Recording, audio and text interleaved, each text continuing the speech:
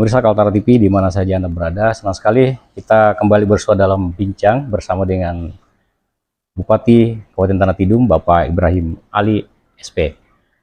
Pemirsa, 19 tahun jelang pemerintahan Kabupaten Tanah Tidung berdiri sejak dimekarkan, dan salah satu ikon yang sekarang fenomenal, yang lagi trending adalah pusat pemerintahan yang sekarang sedang bergulir dalam pembangunannya. Dan kita ketahui bahwa pembangunan pusat ini adalah melalui jalan yang berliku, panjang, dan butuh energi yang kuat untuk menyelesaikannya terkait masalah lahan, karena sejauh ini kita ketahui bahwa itu merupakan lahan Adindo, sehingga butuh pendekatan persuasif dari pemerintah bersama dengan Adindo Hutani Lestari. Dan saat ini sedang bergulir, dan siapakah arsitek yang membangun tersebut? Telah hadir di depan kita adalah Bapak Bupati Ibrahim Ali sebagai inisiator dan juga pionir dalam pembangunan Puspen tersebut. Langsung saja kita menyapa. Assalamualaikum Pak Bupati. Waalaikumsalam warahmatullahi wabarakatuh, Bung Sakir. Ya, sehat Pak Bupati ya. Siap. Ya, mohon izin Pak Bupati kita sedikit berbicara tentang progres pembangunan Puspem, pusat pemerintahan, di mana merupakan calon ikon baru di masa depan, di mana di sana peradaban baru pemerintahan modern yang tentu saja versi KTT. Nah, mungkin bisa diceritakan dulu, karena saya tahu bahwa itu tidak semudah yang kita bayangkan, karena butuh perjuangan untuk mendapat lahan tersebut yang menjadi cengkraman dari PT Adindo waktu saat itu. Dan alhamdulillah saat ini sudah mendapatkan sekian ratus hektar untuk dibangun Puspen. Bisa diceritakan sedikit tentang masalah proses perjuangan mendapatkan lahan tersebut? Baik, Bung Sakir, terima kasih. Bicara tentang perjuangan untuk mendapatkan hak alas atau lahan pusat pemerintahan yang sekarang menjadi aset pemerintah daerah Tanah Tidung 404 hektar. Kalau kita mencerita dari awal perjuangan bahwa memang saya ketika saya dilantik pada tanggal 26 Februari 2021, saya yang ada di pikiran saya bahwa saya melakukan pemetaan dulu. Melakukan pemetaan apa yang harus saya lakukan ketika saya terpilih menjadi bupati. Tentunya yang ada di pikiran saya harus menyelesaikan, pertama adalah yang menjadi janji politik saya yang saya sampaikan pada saat kampanye, yang kita tuangkan di dalam visi misi saya.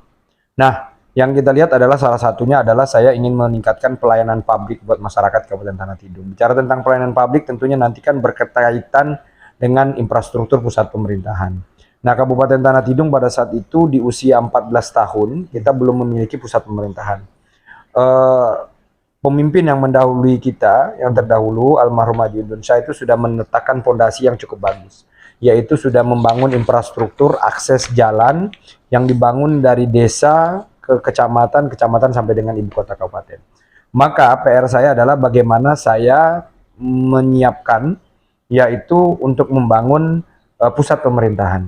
Tapi saya berkeinginan bahwa pusat pemerintahan waktu itu harus dibangun dengan di mana dibangun di atas aset pemerintah daerah Kabupaten Tanah Tidung, karena saya berkaca jalan yang dibangun itu semua adalah statusnya izin pinjam pakai kawasan hutan, yang notabene masuk kita harus menggunakan izin pinjam pakai kawasan hutan kepada perusahaan Adindo.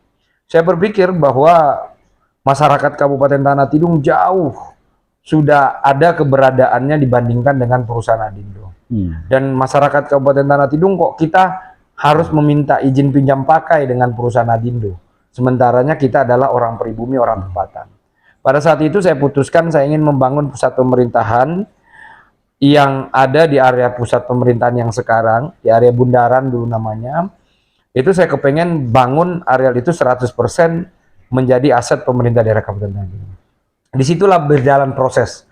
Saya awalnya mengajukan kepada Kementerian KLHK waktu itu yang dipimpin oleh Ibu Siti Nurbaya, dan kemudian wamennya waktu itu adalah Pak Aludohong, dan saya sampaikan ke Pak Aludohong bahwa kami ingin bangun pusat pemerintahan, tapi di kawasan yang merupakan notabene adalah izin perusahaan Adindo.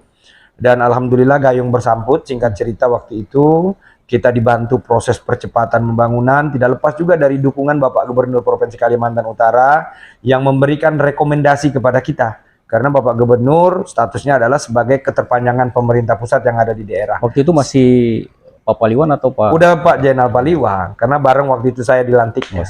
Dan komunikasi dan didorong oleh beliau, dan akhirnya waktu itu direspon sangat cepat oleh Kementerian KLHK pada saat itu belum terpisah, dan akhirnya alhamdulillah direspon, dan Ibu Menteri juga merespon waktu itu Sri Nurbaya. Tidak lama pada saat itu, pada tanggal 13 September 2022 akhirnya terbitlah surat keputusan alih fungsi kawasan hutan, yang dimana Ibu Menteri KLHK, surat keputusan Menteri LHK itu mengeluarkan dan memutuskan bahwa waktu itu diterbitkan surat LHK 997 tahun 2022 tentang persetujuan pelepasan kawasan hutan produksi yang dapat dikonversi menjadi pusat pemerintahan.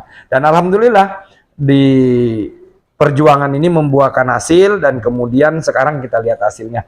Dan ini baru pertama kali pemerintah daerah Kabupaten Tanah Tidung memiliki aset murni cukup besar, yaitu 404 hektar yang sekarang menjadi pusat pemerintahan. Kira-kira seperti itu, Bung Syakir. Kalau waktu itu apa murni pengalihan atau memang ada kompensasi yang diberikan kepada Adindo? Jadi gini, kalau untuk Adindo tidak ada. Kita betul murni dilakukan alih fungsi kawasan hutan di adendum izin Adindo oleh Ibu Menteri, dan kemudian 404 hektar itu statusnya dikembalikan menjadi hutan produksi, kemudian menjadi HPK, dan kemudian statusnya diturunkan menjadi APL. Sehingga statusnya sudah menjadi aset pemerintah daerah Kabupaten Tanah Tidung 100%. Kalau itu tuh masih terkait masalah pengambilan lahan itu atau negosiasi lahan untuk menjadi aset pemerintah itu, apa yang menjadi kendala dan butuh berapa waktu sehingga DIN? Jadi untuk alih fungsi kawasan hutan Kabupaten Tanah Tidung itu dari hutan produksi menjadi APL, alhamdulillah, karena kita bisa meyakinkan Ibu Menteri Kehutanan waktu itu bahwa kami ingin membangun pusat pemerintahan ini, tujuannya adalah ingin memberikan pelayanan publik kepada masyarakat Kabupaten Tanah Tidung. Kabupaten Tanah Tidung udah berdiri 14 tahun, tapi kami tidak punya lahan yang bisa kita bangun, itu murni jadi aset pemerintah. Kami harus izin pinjam pakai kepada perusahaan yang ada, dan akhirnya alhamdulillah pada saat itu Ibu Menteri mensetujui dan tidak ada timbal balik dengan perusahaan, hanya langsung murni 100% dialih fungsikan, dikembalikan fungsinya menjadi hutan produksi, selesai. Sekarang menjadi aset. Itu termasuk perjuangan yang cukup luar biasa.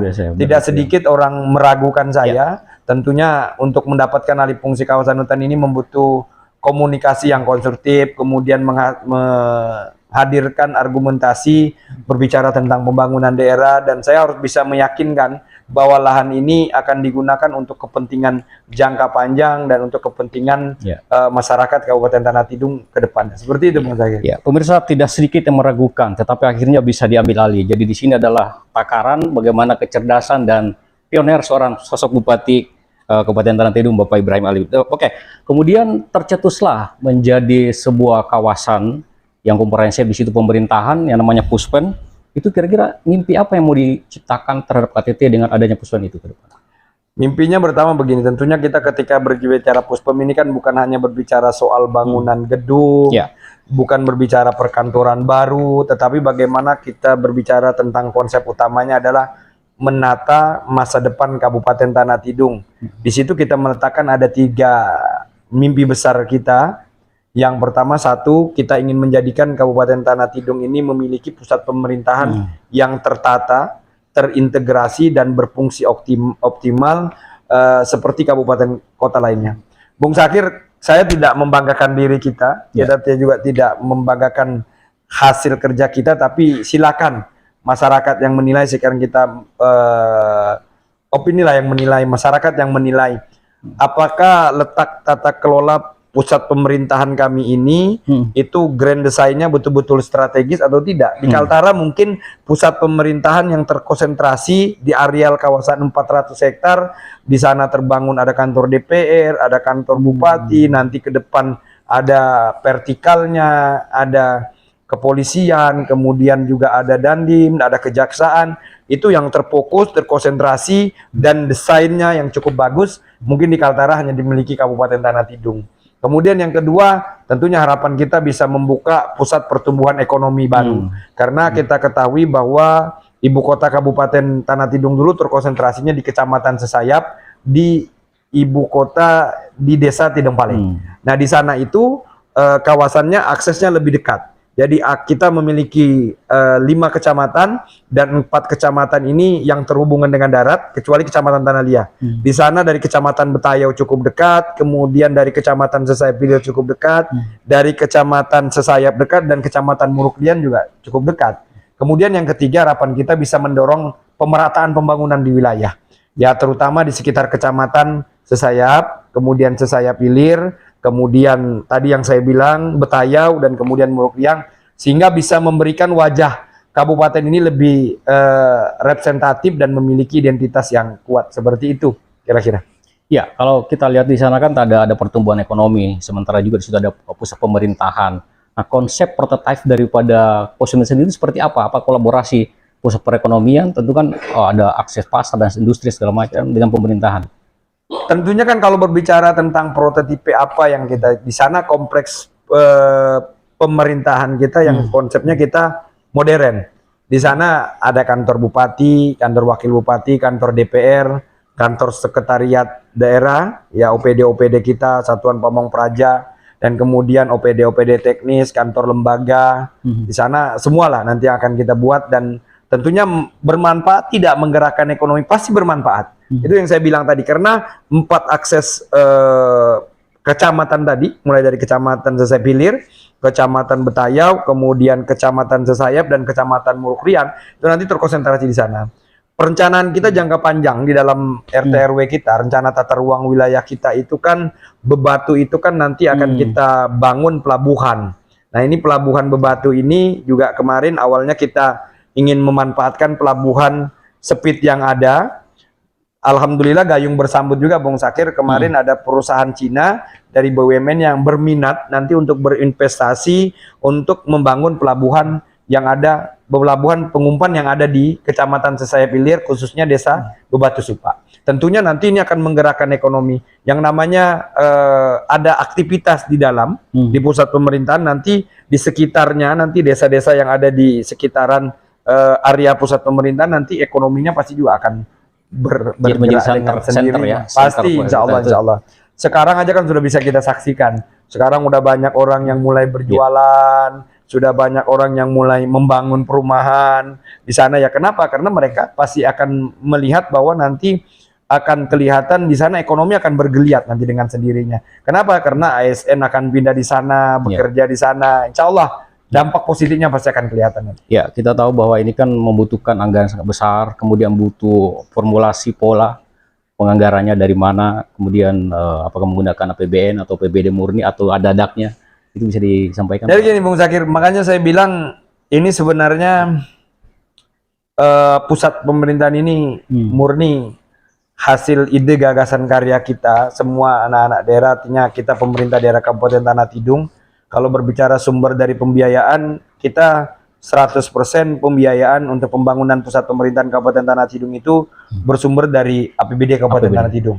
Jadi mulai dari tahap pematangan lahannya, setelah dimatangkan lahannya, kemudian kita bangun infrastruktur fisiknya, kita bangun kantor bupatinya, kita bangun kantor DPR-nya, tidak sampai di situ. Kita buat tata untuk jalannya, akses jalan tuh, untuk akses jalan, landscape dan lain-lain, dan itu semua kita menggunakan sumber APBD.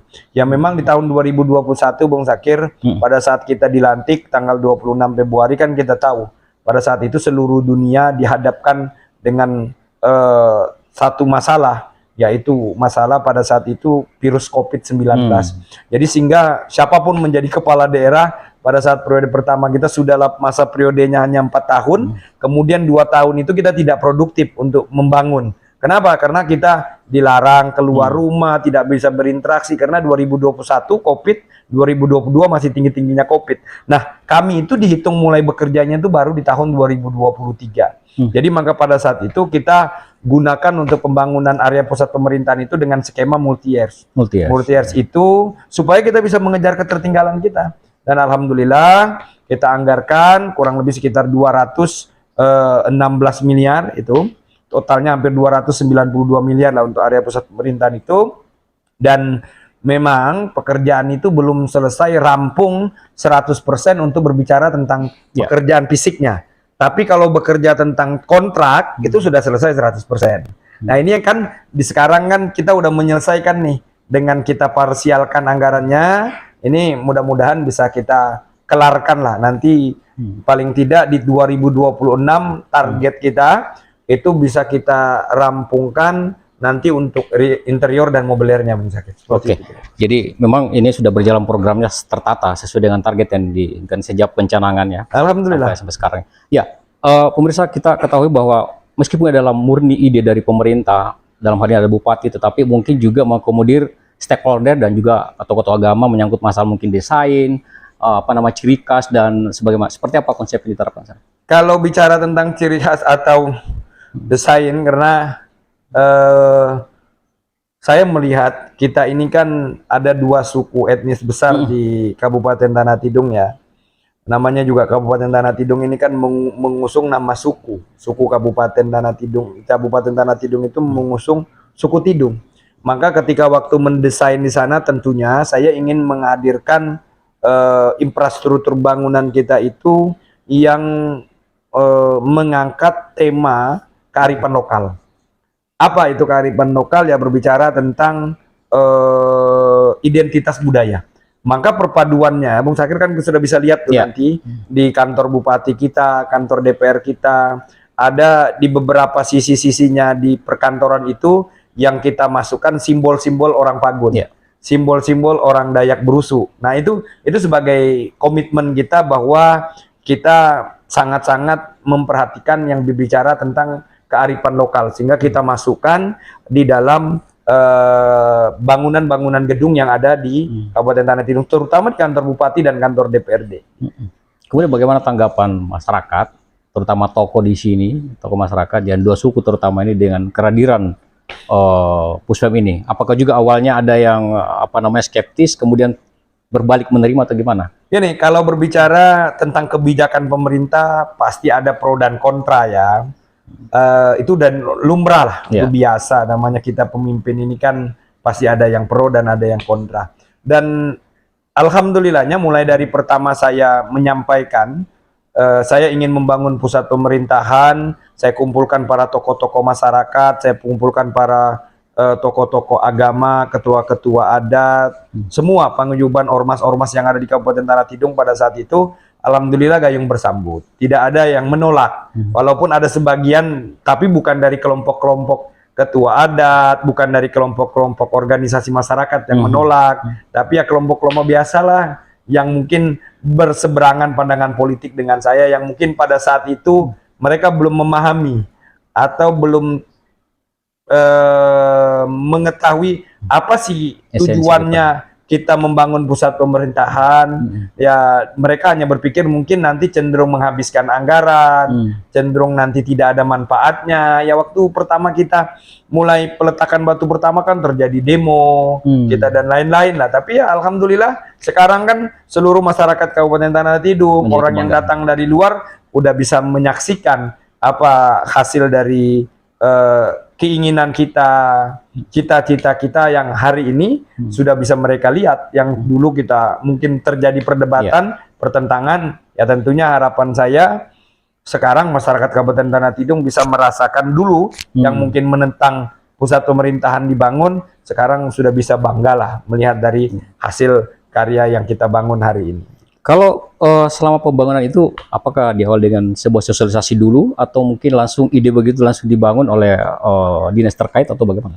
Ya tentunya ketika saya memutuskan bahwa kita ingin membangun pusat pemerintahan di area Bundaran, ya saya mengumpulkan pertama waktu itu adalah kepala-kepala dinas saya, kemudian setelah itu saya kumpulkan ketua-ketua adat, tokoh masyarakat, harus butuh dukungan. Karena 14 tahun Kabupaten Tanah Tidung tidak memiliki pusat pemerintahan. Inilah momentum kita. Hari ini kita membangun pusat pemerintahan di atas alas lahan yang dimana lahan ini 100% menjadi aset pemerintah daerah Kabupaten Tanah Tidung, hasil dari alih fungsi kawasan hutan dari Adindo itu. Kalau dari sisi wakil rakyat DPRD dalam hal ini juga awalnya seperti apa sikapnya terhadap ide itu? Alhamdulillah tidak ada masalah pada saat itu. Mungkin karena saya sebagai bupati, dan sebelum saya menjadi bupati waktu itu kan saya menjadi ketua DPRD dan partai saya ada partai pemenang, sehingga untuk polemik di DPRD hampir tidak ada sama sekali. Semua mendukung dan mensupport kita.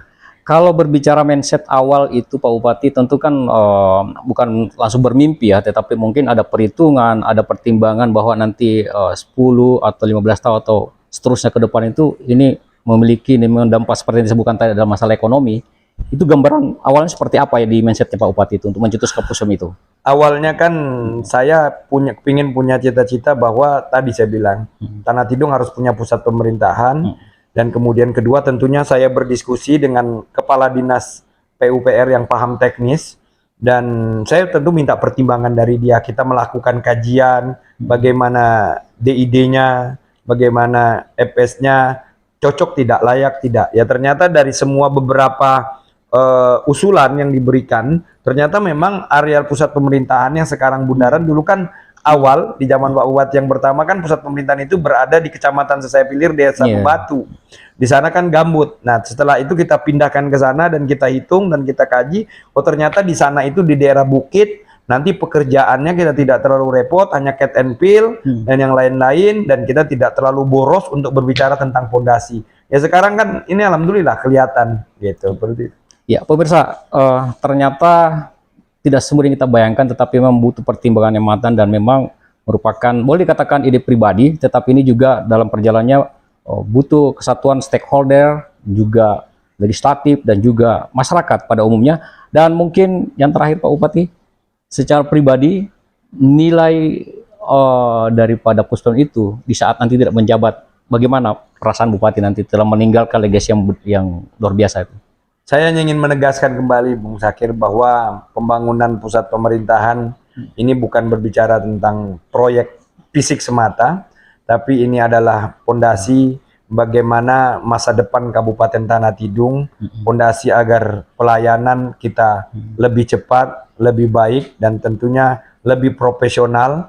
Kita tidak sedang menyiapkan rumah besar untuk seluruh masyarakat Kabupaten Tanah Tidung, tapi rumah yang akan menjadi simbol perubahan dan kemajuan daerah, karena pusat pemerintahan ini bukan hanya menjadi rumah baru, tapi akan menjadi pusat pertumbuhan ekonomi baru dan juga menjadi pusat aktivitas sosial yang akan menjadi kebanggaan masyarakat Kabupaten Tanah Tidung. Dan saya yakin ke depan insya Allah, karena ini sudah di periode kedua saya, dan ini nanti akan bisa menggerakkan ekonomi masyarakat, karena di sana juga nanti akan bergeliat, karena itu tadi saya bilang posisinya yang sangat strategis. Ya mudah-mudahan nanti pelabuhan Bebatu juga bisa aktif, dan insya Allah nanti di sana akan menjadi tempat pergerakan ekonomi nanti yang akan bisa membangkitkan perekonomian yang ada di Kabupaten Tanah Tidung. Seperti itu.